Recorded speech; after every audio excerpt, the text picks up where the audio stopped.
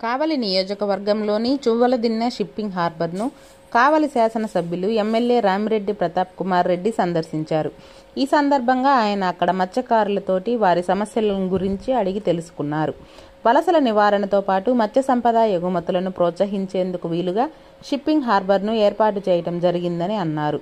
జువ్వలదిన్నె వద్ద 1250 బోట్లు నిలిపే సామర్థ్యంతో 288.8 కోట్లు వెచ్చించి షిప్పింగ్ హార్బర్ నిర్మాణం చేపట్టడం జరిగిందని అన్నారు. హార్బర్ అందుబాటులోకి వచ్చాక సుమారు 1000 మంది మత్స్యకారులకు ప్రత్యక్షంగా 1000 మందికి ఉపాధి లభించే అవకాశం ఉందని అన్నారు.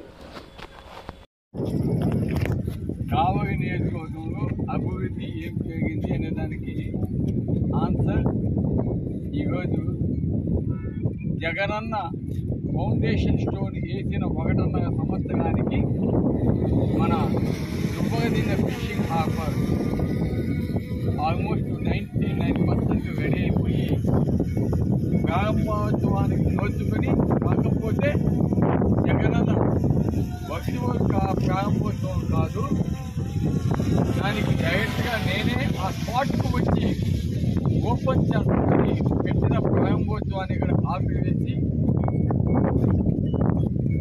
ఈరోజు జగనన్నే ఈ ఫిషింగ్ హార్బర్కి వచ్చి ఓపెన్ చేస్తానని చెప్పడం నిజంగా చాలా గర్వకారణం.